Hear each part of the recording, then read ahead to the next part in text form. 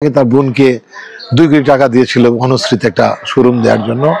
সেই টাকাটাও মানে পরে গাপলা টাপলা অনেক কিছু বিচার টিচার করে দিয়েছিলাম। তার মাও ছিল, তার ছোট ভাইটাও ছিল।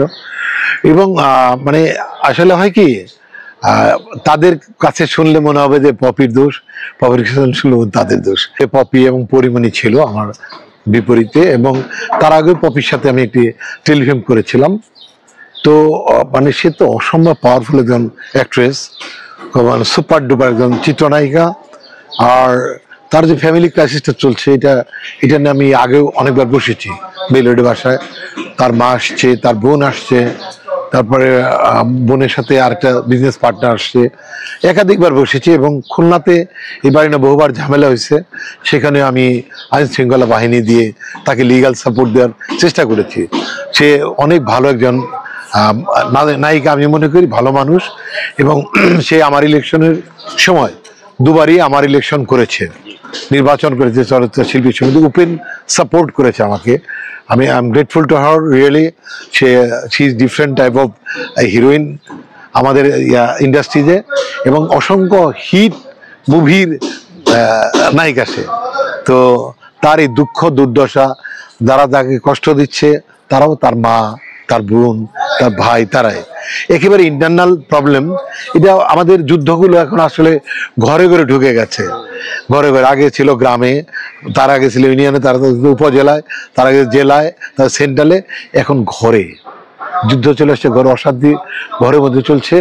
তো এই বিষয়টি নিয়ে আমি দেখছি নানান রকম মন্তব্য বিভিন্ন মাধ্যমে দেখছি, সে তো এখানে হট ইস্যু। তো তার এই দুঃখ বলার জায়গা আসলে যেখানে থেকে বলার জায়গা সে বলতে পারে। স্পেশালি শিল্পী সমিতিতে যদি সে একটা লিখিত প্রতিবেদন দেয়, আমরা অবশ্যই একজন শিল্পী সমিতির সম্মানিত সদস্য হিসেবে তার পাশে আমরা দাঁড়াবো। পারিবারিক বিষয়টা কি, যেহেতু আমরা জানি যে আপনার পারিবারিক বিষয়টা, মানে সে বলছে যে এর আগে তার বোনকে 2 কোটি টাকা দিয়েছিল ঘনশ্রীতে একটা শোরুম দেওয়ার জন্য। সেই টাকাটাও মানে পরে গাপলা টাপলা অনেক কিছু বিচার টিচার করে দিয়েছিলাম। তার মাও ছিল, তার ছোট ভাইটাও ছিল। এবং মানে আসলে হয় কি, তাদের কাছে শুনলে মনে হবে যে পপির দোষ, পপির কাছে শুনলে তাদের দোষ। এটাই হয়, ভাই বোনের বিষয় তো, খুব ইন্টারনাল বিষয়। তবে এইটা সত্য যে সে যে পরিমাণ টাকা আর্ন করেছে সিনেমাতে, সেই টাকাগুলো তার পরিবারের পিছনে নষ্টই করে। যেহেতু কৃতজ্ঞতা স্বীকার কেউ করছে না, অতএব এটাকে নষ্টই বলবো, জলাঞ্জলি দিয়েছে। আর খুলনাতে যে বাড়িটা আছে, বাড়িটা ওর টাকায় কিনা আমি শুনেছি। এখন আসলে টাকাটা কে দিয়েছে সেটা আমরা কাগজপত্র ঢাকলে খুঁজলে পাওয়া যাবে। সেই বাড়িটা নিয়ে বোধহয় একটা গন্ডগোল হচ্ছে। আর এছাড়া স্কাটনে এখানে একটা ফ্ল্যাট তার ছিল, সেটাও বোধহয় সেল করে দিয়েছে এদের জন্য, ভাই বোনের জন্য। সে বলে ভাই বোনের জন্য, ভাই বোন বললে আরেক কথা। তবে এটা সত্য যে তাহলে পপির টাকা ইনকাম কোথায় গেল, এটা একটা কোশ্চেন থেকেই যায়। এবং টাকা নষ্ট করেও সে সামান্য মায়া মমতাটুকু পরিবার থেকে পাচ্ছে না। এই বিষয়টা আমরাও খতিয়ে দেখতে চাই, খুব সহসাই আমরা এটা কাজ করতে চাই যে পপি আমাদের সাথে লিয়াজুটা করুক বা একটা পিটিশন দিক। আমরা ডেফিনেটলি তার পাশে দাঁড়িয়ে তার এই দুঃখ লাঘব করার চেষ্টা করব। তার মা যখন আমার বাসায় আসছে, পপি নিয়ে আসছে, তখন মাকে আমি খুব অনার করেছি। এবং উনি কিন্তু তখন পপির পক্ষে কথা বলেছিল ওই বিজনেসটার ব্যাপারে। পরে আবার হয় না, চেঞ্জ হয়, বদলে যায় মানুষ, কালার চেঞ্জ হয়ে যায়।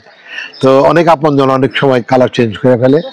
তো দেখা যাবে যে ডিটেল আমরা যখন জানি, লিখিতটা লাগবেই। লিখিতটা লাগলে আমরা তাদের ফ্যামিলিকে ডাকবো, ডেকে আমরা বসার পরে আমরা আইন শৃঙ্খলা বাহিনীর সহায়তা নিতে চাইলে অবশ্যই আমরা সাথে থেকে ব্যবস্থাটা নেব।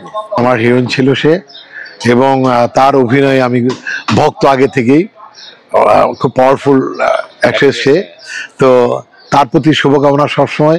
এবং এই পপি সেকেন্ড পিস আসতে খুব সময় লাগবে আমাদের চলচ্চিত্রে। তাই চলুন আমরা সবাই মিলে তার দুঃখটা লাঘব করি। তার পরিবারকেও বলবো যে আপনাদের এত বড় সন্তান আপনাদের পরিচিতি এনে দিয়েছে। আমরা কিন্তু পপির মা হিসাবে চিনি, পপির বোন হিসাবে চিনি, পপির ভাই হিসাবে চিনি। তো যে মানুষটির জন্য আপনারা এত পপুলার, এত লাইফটা চেঞ্জ করতে পেরেছেন, তাকে কনসিডার করেন না। কনসিডার করে তার ভুল ত্রুটি হলে আপনারা মীমাংসা করে নেন। মা ইচ্ছা করলে পারে এটাকে ঠিক করে নিতে থেকে পপি শ্যুট করেছে সোনা বন্ধু প্রায় 1 মাস পপি পরিমাণেরা ছিল।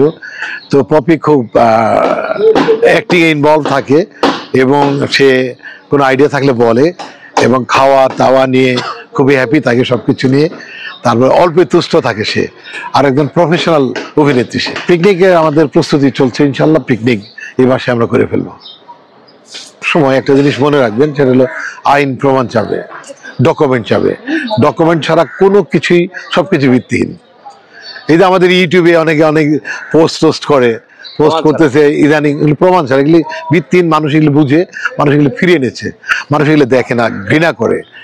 এত ফালতু জিনিসগুলো আপলোড হয়, এটা মানে একেবারে আমাদের সোসাইটির সাথে যাচ্ছে না, তাই না? যার যা খুশি করে বসে, যখন তখন দেখতে লাইভ করে বসে, এটা অত্যন্ত দুঃখজনক।